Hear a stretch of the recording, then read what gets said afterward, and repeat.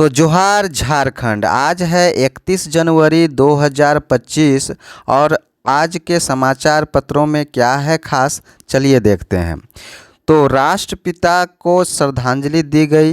राष्ट्रपिता महात्मा गांधी के पुण्यतिथि के अवसर पर रांची के मोरहाबादी मैदान में स्थित बापू वाटिका में हमारे मुख्यमंत्री हेमंत सोरेन ने राष्ट्रपिता को श्रद्धांजलि दी। इसी के साथ एक बड़ी न्यूज है कि गोलमोल नहीं, पानी में जहर मिलाने पर सीधा जवाब दे केजरीवाल। जी हाँ, अभी दिल्ली में चुनाव प्रचार चल रहा है। इस दौरान जो अरविंद केजरीवाल के द्वारा एक बयान आया था कि हरियाणा पर यमुना के पानी में जहर मिलाकर नरसंहार मंशा का आरोप लगाने वाले दिल्ली के जो अरविंद केजरीवाल हैं के जवाब से असंतुष्ट हो गया चुनाव आयोग। उन्होंने फिर नोटिस में गुरुवार को दिया और कहा कि गोलमोल नहीं, पानी में जहर मिलाने पर सीधा जवाब दे केजरीवाल। ठीक है, जवाब से असंतुष्ट चुनाव आयोग ने फिर दिया नोटिस और 5 बिंदुओं पर मांगे सीधा जवाब। और इसके अलावा केजरीवाल बोलते हैं कि राजनीति करनी है तो चुनाव लड़ लें, सीईसी केजरीवाल के द्वारा बोला गया है। इसके अलावा जवाब के लिए आज सुबह 11 बजे तक का दिया समय। आरोप प्रमाणित नहीं हुए तो होगी कार्रवाई। अगली खबर है कि नक्सलियों के विरुद्ध आक्रामक हुई पुलिस और 7 दिनों में 4 को किया ढेर। जी हाँ, 9 वर्ष की शुरुआत से ही झारखंड में झारखंड पुलिस के द्वारा नक्सलियों के विरुद्ध आक्रामक रुख अपनाया गया है। इसमें 1 सप्ताह के भीतर नक्सलियों के विरुद्ध बड़ी कार्रवाई की गई, जो कि 22 जनवरी को बोकारो जिला के पेंक नारायणपुर थाना क्षेत्र में सुरक्षा बलों से मुठभेड़ में एक महिला एरिया कमांडर शांति देवी और एक नक्सली सदस्य मनोज टुडू ढेर हो गए थे। इसके अलावा 29 जनवरी को भी बड़ी घटना घटी।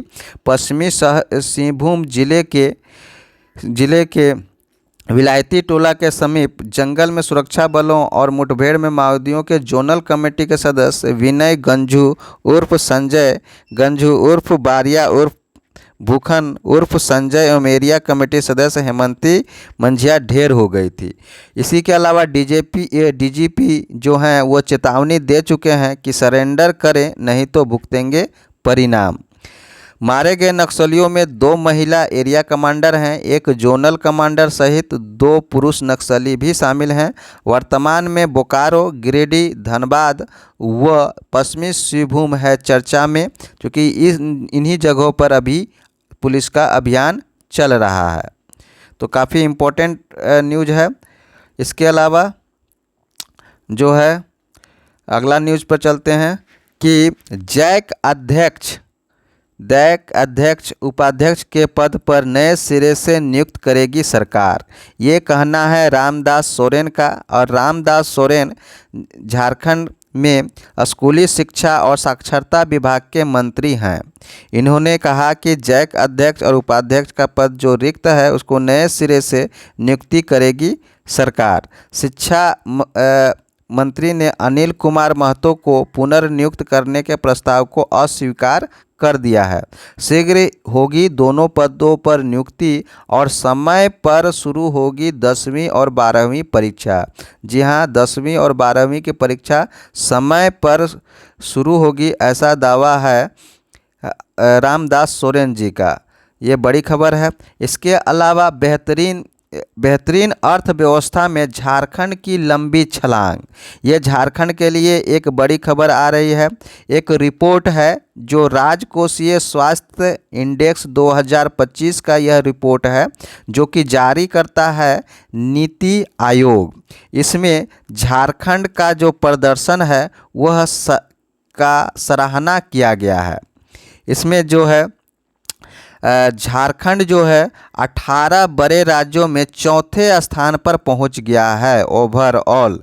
ये झारखंड के विकास को दर्शाता है यहाँ पर यह रिपोर्ट कौन सा है? राजकोषीय स्वास्थ्य इंडेक्स 2025 के यह रिपोर्ट में कहा गया है।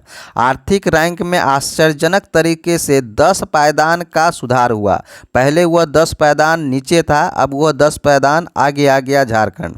नीति आयोग द्वारा 24 जनवरी को जारी किया गया था राजकोषीय स्वास्थ्य इंडेक्स में यह तथ्य सामने आया। अधिसंख्य सूचकांकों में झारखंड अचीवर और फ्रंट रनर श्रेणी के राज्यों में सम्मिलित है। इसके अलावा जो टॉप राज्य हैं उसमें उड़ीसा है, छत्तीसगढ़ है, गोवा है, उसके बाद चौथा में झारखंड है और पांचवा में गुजरात है। तो ये बड़ी खबर है। नेक्स्ट है आपका स्थापना दिवस पर सत्ता के साथ संगठन का दम दिखाएगा झामुमो। झारखंड मुक्ति पार्टी का जो स्थापना दिवस है वह 2 फरवरी को होना है। वह दुमका में होगा और यहीं दुमका में सत्ता के साथ संगठन का दम दिखाने उतरेगी झामुमो पार्टी। पिछले वर्ष उथल पुथल के कारण आयोजन हुआ था प्रभावित। इसके अलावा अगली खबर है कुंभ हादसे में जान गंवाने वालों को स्वजन को 5-5 लाख देने का आग्रह किया गया है। और किनके द्वारा किया गया है? तो श्रम नियोजन एवं प्रशिक्षण मंत्री संजय प्रसाद यादव के द्वारा सरकार से कुंभ हादसे में जान गंवाने वालों के स्वजन को 5-5 लाख देने का आग्रह किया गया है। इसके साथ ही इनकी पार्टी जो राजद है उनके द्वारा 51 हज़ार रुपये का आर्थिक सहायता जो कुंभ हादसे में जान गंवाने वाले स्वजनों को देने की घोषणा की गई है। इसके अलावा अगली जो खबर है वो है बीज उत्पादन में झारखंड को बनाएंगे आत्मनिर्भर, शिल्पी नेहा तिर्की। जी हाँ, कृषि मंत्री शिल्पी नेहा तिर्की के द्वारा कहा गया कि कई राज्य बीज उत्पादन में न सिर्फ आत्मनिर्भर हैं बल्कि अन्य राज्यों को भी बीज आपूर्ति कर रहे हैं। इसलिए झारखंड को भी बीज उत्पादन में झारखंड को बनाना है आत्मनिर्भर। ये कहना है झारखंड के कृषि मंत्री शिल्पी नेहा तिर्की का। अगला समाचार है, इम्पोर्टेंट समाचार है शिक्षकों के लिए कि राज्य में शिक्षक नियुक्ति के लिए सिर्फ जेटेट पास अभ्यर्थी ही योग्य। बहुत ही बड़ी खबर आ रही है। सहायक आचार्य नियुक्ति मामले में सुप्रीम कोर्ट के द्वारा जो हाई कोर्ट का फैसला है उसको पलट दिया गया और राज्य में जो शिक्षक नियुक्ति के लिए सिर्फ जेटेट पास अभ्यर्थी को ही योग्य माना जाएगा। इसमें जो है 26,001 पदों पर नियुक्ति होना था जो कि पिछले साल परीक्षा भी हुआ है और सिर्फ परिणाम जारी होना बाकी है। और ऐसे परिस्थिति में सुप्रीम कोर्ट का यह अहम फैसला उन तमाम छात्रों के लिए थोड़ा चिंता का विषय है जिन्होंने सीटेट पास करके ये एग्ज़ाम पास किया था। तो ये बड़ी खबर है शिक्षकों के लिए। सीटेट वो अन्य राज्यों के टेट पास अब सहायक शिक्षक नियुक्ति के लिए नहीं होंगे पात्र। परिणाम में पेच फंसा तो रद्द हो सकती है परीक्षा। बहुत ही इम्पोर्टेंट न्यूज है शिक्षकों के लिए सहायक आचार्य नियुक्ति मामले में। अगली खबर है शिक्षकों के लिए 50 घंटे का प्रशिक्षण अनिवार्य। जी हाँ, जो राज्य का मुख्य सचिव के निर्देश पर शिक्षा विभाग ने तैयार भी कर लिया है प्रशिक्षण मॉड्यूल। मुख्य सचिव हैं अलका तिवारी और अलका तिवारी के निर्देश पर शिक्षा विभाग ने सभी शिक्षकों के लिए 50-50 घंटे का प्रशिक्षण अनिवार्य कर दिया गया है, जिसमें से 24 घंटे की ऑनलाइन प्रशिक्षण दिया जाएगा, फिर आपका 6 घंटे का डाइट पर प्रशिक्षण दिया जाएगा, फिर आपका 20 घंटे का JCERT में होगा प्रशिक्षण। ये सभी शिक्षकों के लिए अनिवार्य कर दिया गया है ये प्रशिक्षण। गैर सरकारी सहायता प्राप्त स्कूलों के शिक्षकों के लिए भी अनिवार्य है। ये आपका बड़ी खबर है। अगला खबर की ओर चलते हैं। साल भर के भीतर भारत के पास होगा डीपसीक से भी बेहतर AI मॉडल। जी हाँ, डीपसीक अभी काफ़ी चर्चा का विषय बना हुआ है। जो ChatGPT है उसको टक्कर देता चीन का जो है AI एप्लीकेशन डीपसीक अभी काफ़ी चर्चा का विषय है। तो डीपसीक के से भी बेहतर हमारा देश में एआई मॉडल तैयार किया जा रहा है। ये कहना है इलेक्ट्रॉनिक्स एवं आईटी मंत्री अश्विनी वैष्णव का। अश्विनी वैष्णव ने घोषणा किया है कि अगले 8 से 10 महीना में जो भारत अपना artificial intelligence AI foundation model तैयार हो जाएगा। यह फाउंडेशन मॉडल जो है 15,000 से अधिक जीपीयू पर विकसित किया जा रहा है, जबकि डीपसीक जो है 2000 ग्राफिक्स यानी जीपीयू ग्राफिक्स प्रोसेसिंग यूनिट पर आधारित है, जबकि अमेरिका का जो चैट जीपीटी है वह 25,000 जीपीयू पर आधारित है और हमारा भारत देश 15,000 जीपीयू पर आधारित जो है एआई मॉडल जो है विकसित कर रहा है। आईटी मंत्री वैष्णव ने कहा कि 6 कंपनियां सरकार की मदद से मॉडल डेवलप करने में जुटी है और सरकार सभी के लिए कॉमन कंप्यूटिंग सुविधा उपलब्ध कराने जा रही है। 40% सब्सिडी भी देगी, ये कहना है अश्विनी वैष्णव का। अगली खबर है कुंभ से ही एक नहीं 3 स्थानों पर हुई थी भगदड़।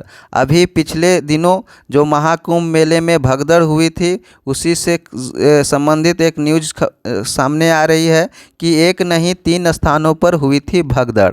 संगम तट पर तो हुआ ही था भगदड़, इसके अलावा संगम तट के सेक्टर के अलावा सेक्टर 18 में ओल्ड जीटी रोड और सेक्टर 21 में उल्टा किला झूसी के पास भी भगदड़ मचा था। तो ये बहुत ही चिंता का विषय है कि वहाँ पर बहुत सारे श्रद्धालु गए थे महाकुंभ में स्नान करने के लिए और उनका जो है मृत्यु हो गया। हम उन सभी जो शोकाकुल हैं उन सब के प्रति हम लोग संवेदना प्रकट करते हैं। इसी के साथ महाकुंभ मेले के दौरान परिवार से बिछड़ने के बाद दुखी बच्ची यहां पर देख सकते हैं। महाकुंभ मेले में सेक्टर 21 से लापता महिला का अभी तक पता नहीं चला है और प्रयागराज जाने के रास्ते पर बहुत सारे वाहन जो हैं, हजारों वाहन अभी भी फंसे हुए हैं। और इसके अलावा महामंडलेश्वर की कार के लिए रास्ता बनाने के दौरान भगदड़ में 7 की मौत हो गई थी। ये इम्पोर्टेंट खबर निकलकर सामने आ रही है। अगला खबर है पुंदाग में एक साथ 4 फ्लैट में चोरी हुई है। रांची जिले के इलाके में पुंदाग जो है इलाका है जहां एकलव्य अपार्टमेंट के 4 फ्लैट को ताला तोड़कर चोरों ने लाखों रुपए का जेवरात और पैसा लेकर भाग निकले। पुंदाग के पुलिस के अनुसार 20 लाख रुपए का जेवरात और 5 लाख रुपए से अधिक की चोरी हुई है। तो इस तरह से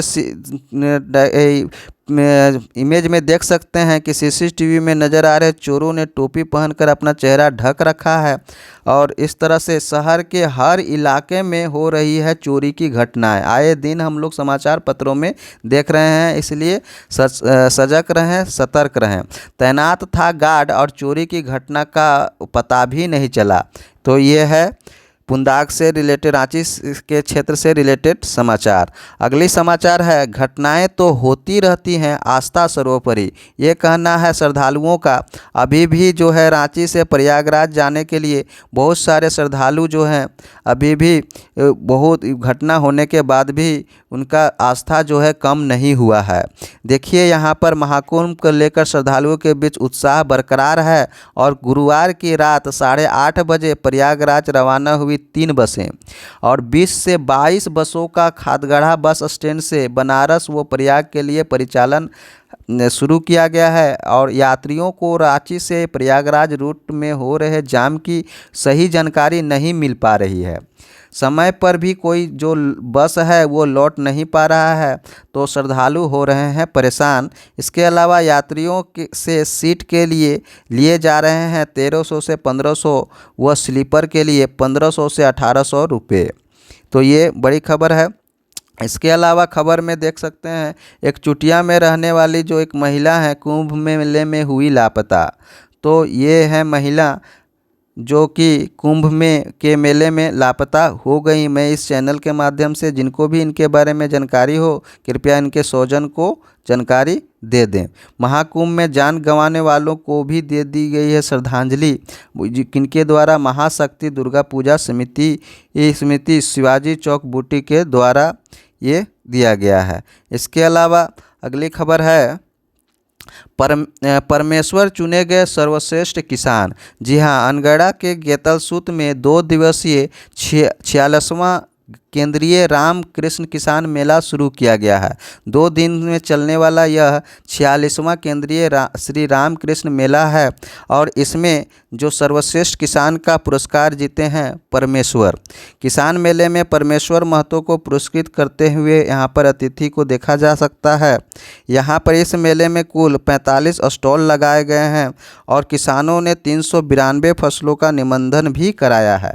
इसी के साथ जो मेला में उपस्थित कृषि वैज्ञानिक डॉक्टर अजीत कुमार सिन्हा ने गोष्ठी में शामिल 250 किसानों के विभिन्न समस्याओं के समाधान का निदान भी बताया। इसके अलावा इस अवसर पर समिति के अध्यक्ष भुवनेश्वर बेदिया, सचिव कमल बेदिया, कोषाध्यक्ष लालो कुमार महतो और रासल तिर्की समेत संरक्षण संतोष बेदिया के अलावा अन्य लोग मौजूद थे। अगली खबर है बंगाल के ठगों ने बनाई थी मैया सामान लूटने की योजना। जी हाँ, अभी एक सफल योजना चल रही है मैया सामान योजना, जो कि झारखंड में चल रही है, झारखंड मुख्यमंत्री मैया सामान योजना। अभी हाल के खबर में इसमें इसी से रिलेटेड ठगी करने वाले बहुत सारे गिरोह का पर्दाफाश हुआ है। इसमें मोहम्मद यूसुफ के बाद सुफनी खातून का नाम आया है सामने और 94 आवेदन में सुफनी का ही खाता दिया गया था। सुफनी खातून जांच में रोज तथ्य आ रहे हैं सामने और मात्र 100 खातों का नंबर दे 11,000 आवेदन कर दिया। 100 खातों का नंबर दिया और 11,000 आवेदन कर दिया। इसी के साथ बोकारो जिले में आदिवासी महिलाओं के नाम से 11,200 फर्जी आवेदन किए गए हैं। जैप आईटी के द्वारा ये एक सॉफ्टवेयर बनाया गया था, उस पर भी सवाल उठ रहा है। सबसे अधिक जो है चंदन क्यारी में खाते का किया गया इस्तेमाल। तो ये बड़ी खबर है जो कि मैया सामान योजना के लूटने की योजना जो है बनाई जा रही है और बहुत सारे गिरोह काम कर रहे हैं। इसके अलावा अगली खबर है पुणे में जीत के लिए बल्लेबाजों को दिखाना होगा दम। जी हाँ, इंग्लैंड के विरुद्ध चौथा T20 मैच जो है आज होगा मुकाबला और भारत के पास अजय बढ़त बनाने का एक और मौका यानी आज होगा। अभी जो है तेज़ रफ्तार के सामने जो संजू सैमसन और रिंकू सिंह का खराब प्रदर्शन चल रहा है, इस तरह से शुक्रवार को जो आज का दिन जो चौथे T20 मैच होने वाले हैं उसमें जो टीम प्रबंधक हैं वो चिंता का सबब बना हुआ है। तो देखते हैं आज क्या होगा इस मैच में। अगला सवाल है, अगला जो न्यूज़ सामने निकल कर आ रहा है वो है भारतीय महिला टीम के सामने सेमीफाइनल में इंग्लैंड की चुनौती है। यानी अभी हमारे भारतीय महिला टीम जो है अंडर 19 T20 विश्व कप के सेमीफाइनल में पहुंच गई है और उसका सामना आज दोपहर 12 बजे भारत वर्सेस इंग्लैंड होगा, जो कि कुआलालंपुर में होगा। इसमें एक महत्वपूर्ण खबर यह है कि हमारे टीम के जो बल्लेबाज त्रिशा गोंगडी ने पिछले मैच में 59 गेंदों में एक शतकीय पारी खेली थी और अंडर 19 विश्व कप में शतक जड़ने वाली पहली बल्लेबाज बनी थी। इसी के साथ 230 रन बनाकर वह शीर्ष स्कोरर भी है। ठीक है, तो ये बड़ी खबर है। अगली खबर है कि 2 करोड़ से अधिक श्रद्धालुओं ने लगाई पुण्य की डुबकी और मौनी अमावस्या के दूसरे दिन आस्थावानों ने पवित्र जलधारा में किया स्नान। गंगा व यमुना के घाटों पर रही अपार भीड़। यहाँ पर देख सकते हैं कि अभी 2 करोड़ से अधिक श्रद्धालुओं ने जो है मौनी अमावस्या के दूसरे दिन जो है भगदड़ के बावजूद जो है इतना लोगों ने आस्था की डुबकी लगाई। प्रयागराज में चल रहे महाकुंभ मेले के दौरान गुरुवार को भी संगम में विशाल संख्या में श्रद्धालुओं ने पुण्य की डुबकी लगाई। इसके अलावा रेलवे ने प्रयागराज से 364 ट्रेन चलाया, ऐसा कहना है वैष्णव का। इसके अलावा उपराष्ट्रपति कल जाएंगे डुबकी लगाने और पीएम का भी कार्यक्रम अभी तय नहीं हुआ है। इसके अलावा कुंभ मेला में ही 24 बीघे की अवैध टेंट सिटी में लगी आग और 15 टेंट हो गए हैं राख। अगली खबर है कि प्रोटीन संरचना का खुला राज, अब संभव होगा घातक रोगों का उपचार। ये आईआईटी कानपुर से खबर निकल कर आ रही है कि जो मानव शरीर में प्रोटीन का जो रूप, आकार और संरचना का निर्धारण करने वाला जो अमीनो एसिड की अंतःक्रिया से होने वाली गड़बड़ियों को रोकने की राह अब क्या हो गई है, खुल गई है। इसमें जो है आईआईटी कानपुर में प्रोटीन संरचनाओं में सेरीन और थ्रियोनिन नामक अमीनो एसिड की पहचान की गई है, जो दूसरे अमीनो एसिड से मिलने पर हाइड्रोजन बॉन्ड का निर्माण करके प्रोटीन संरचना को स्थिर देते हैं। इससे जो है इस खोज से क्या होगा कि जो कैंसर रोग, अल्जाइमर, पार्किंसन में अमीनो एसिड के जुड़ाव को नियंत्रित कर रोग का उपचार किया जा सकेगा। इमेज में देख सकते हैं, शोध छात्र पृथ्वी सिंह प्रोटीन संरचना की जटिलता को सुलझाते हुए। यह क्या करेगा, कैंसर, अल्जाइमर जैसे बीमारियों से प्रोटीन का रिश्ता है और इसके उपचार के लिए ये ज़रूरी कदम होगा। तो ये बड़ी खबर है। इसी के साथ ही आज का यह समाचार कार्यक्रम ख़त्म होता है। मिलते हैं नेक्स्ट कल के समाचार में, तब तक के लिए जय हिंद, जय जोहार।